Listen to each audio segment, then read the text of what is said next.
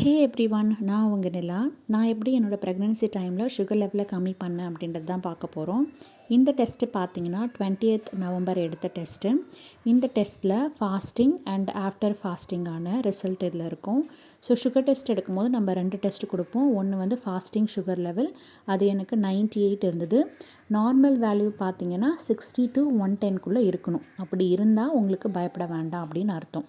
And after meal 2 hours கழித்து கொடுக்கணும். அது வந்து எனக்கு 129 இருந்தது.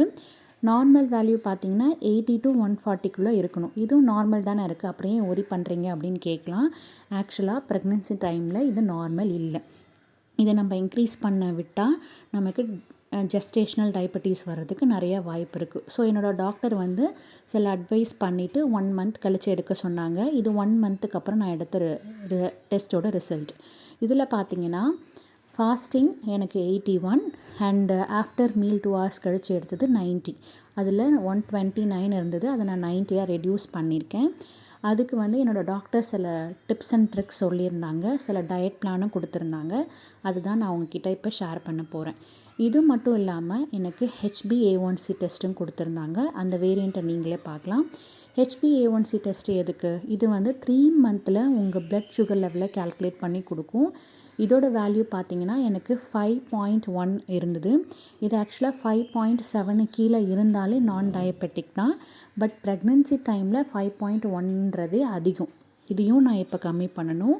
ஸோ இப்போ வரும் காலத்தில் வந்து நான் இன்னும் ரெடியூஸ் பண்ணி காப்ஸ் எல்லாம் கம்மி பண்ணி சுகர்லாம் கட் டவுன் பண்ணி இன்னும் ரெடியூஸ் பண்ண சொல்லியிருக்காங்க என்னோடய டாக்டர். இப்போது என்னோடய டாக்டர் ஃபஸ்ட்டு சொன்ன அந்த 1 month நான் ஃபாலோ பண்ண ரூல் என்னென்னா 10 minutes walking after every meal. After every மீல்னால் பிரேக்ஃபாஸ்ட்டுக்கு அப்புறம் ஒரு 10 minutes நீங்கள் நடக்கணும், லஞ்சுக்கு அப்புறம் ஒரு 10 minutes நடக்கணும், டின்னருக்கு அப்புறம் ஒரு 10 minutes நடக்கணும். ஓகே, உங்களால் நடக்க முடியல அப்படின்னா அதை நீங்கள் ஒரு 5 minutesஆவது நடக்க ட்ரை பண்ணுங்கள். ஏன்னா நான் ரொம்ப லெத்தாச்சிக்காக இருந்தேன், நடக்கவே இல்லை 10 minutesலாம் என்னடா ஆக போகுது அப்படின்னு சொல்லிட்டு நான் ரொம்ப கேஷுவலாக இருந்தேன். பட் இந்த 1 month வந்து நான் ரொம்ப ஃபாலோ பண்ணேன். ஸோ எனக்கு அது ஒரு ஹியூஜ் ரிசல்ட்டு கொடுத்துருக்கு. ஸோ இதை நீங்கள் கண்டிப்பாக ட்ரை பண்ணுங்கள். பெருசாக நீங்கள் வந்து ப்ராப்பரான வாக்கிங் தான் பண்ணணும் அப்படின்லாம் அவசியம் இல்லை. நான் ஹாலுக்கும் கிச்சனுக்குமே 10 minutes என்னோடய கிளாக்கில் பார்த்துட்டு வாக் பண்ணி முடிச்சிருவேன். அது வந்து எனக்கு ரெடியூஸ் பண்ண ரொம்ப ஹெல்ப்ஃபுல்லாக இருக்குது. அண்ட் இது மட்டும் இல்லாமல் நைட்டு வந்து எனக்கு 30 minutes வாக் பண்ண சொன்னாங்க. இது நார்மல் டெலிவரிக்கு மட்டும் இல்லாமல் பேபிக்கு போகிற பிளட் ஃப்ளோவை இன்க்ரீஸ் பண்ணும், பேபிக்கு ஸ்பேஸ் நிறையா உம்பில் க்ரியேட் பண்ணும் அப்படின்ற மாதிரி சொல்லியிருந்தாங்க. ஸோ அதையும் நான் வந்து ஃபாலோ பண்ணிகிட்ருந்தேன்.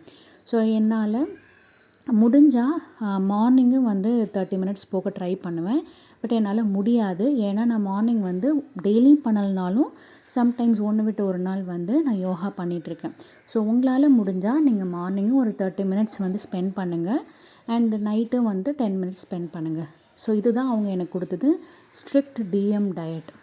சுத்தமாக சுகர் காப்ஸ் இருக்கவே கூடாது, காப்ஸ் இருந்தாலும் ரொம்ப மினிமலாக இருக்கணும் அப்படின்ற மாதிரி சொல்லியிருந்தாங்க.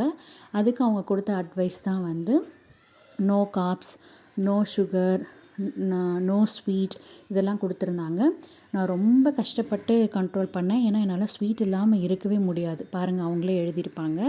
பட் நான் அப்போ வந்து காஃபி டீ குடித்தேன் அண்ட் காப்ஸை கம்மி பண்ணேன். அது எல்லாமே என்னோடய ஷார்ட்ஸில் இருக்கும், பார்த்துக்கோங்க. பாய்.